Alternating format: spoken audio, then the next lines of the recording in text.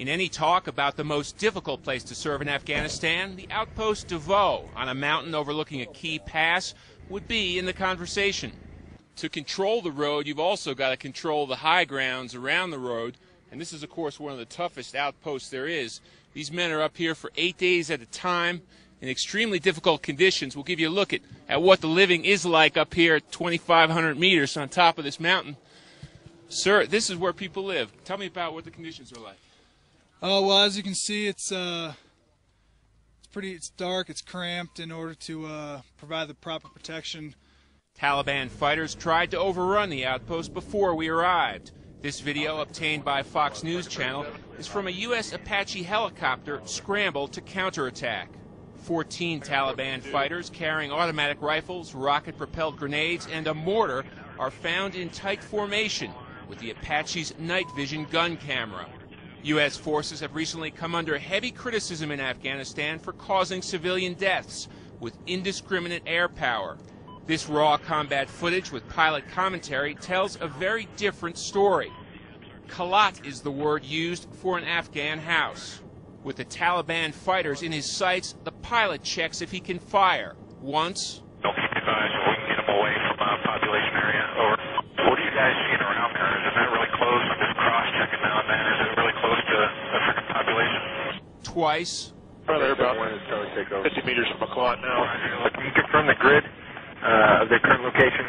Also, approximate distance to the nearest Kalat. And about 50 meters from any Kalat. How far? 50 meters. 3 times, 6 minutes have now elapsed since the escaping Taliban were sighted. What's the approximate distance to the nearest Kalat? Over. Roger, closest Kalat is 200 meters. 4. Maybe catch them in the middle of that. Shouldn't be any collateral. I don't think we're going to have any collateral if we go along the road. 5. We're observing them walking farther away from all collateral damage. Roger, give me a good estimate on distance from that bigger group of Kalats. They're about 200 meters from Kalat. Right now we see nearest Kalat 200 meters. At least. Probably more than that. 6. They're now 200 meters from the closest Kalat, still staying in a tight group with their weapons, requesting the clearance fires. Over. After 6 checks on possible collateral damage, 10 minutes after first sighting the Taliban, permission is given to fire. We are clear to engage. Over. We'll follow that road inbound to reduce collateral damage. Be advised, we're going to get set up on a good inbound run to completely eliminate any collateral damage. Clear fire. Pause and gun, and firing. Shoot again. One more.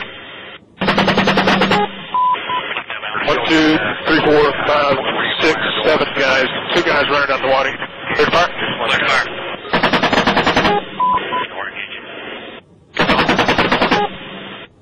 U.S. ground troops, uniforms lit up on the Apache's night vision camera, move in to finish the job. One Taliban fighter in the lower center of the screen blows himself up. Another fires at the U.S. soldiers on the ground, who launch a grenade and finally shoot him. After 42 minutes, the fight is over. 0 U.S. casualties, at least 14 Taliban fighters killed, and one more number, which seemed as or even more important to the pilots and the commanders during the engagement: 0 civilian casualties. In eastern Afghanistan, Steve Harrigan, Fox News.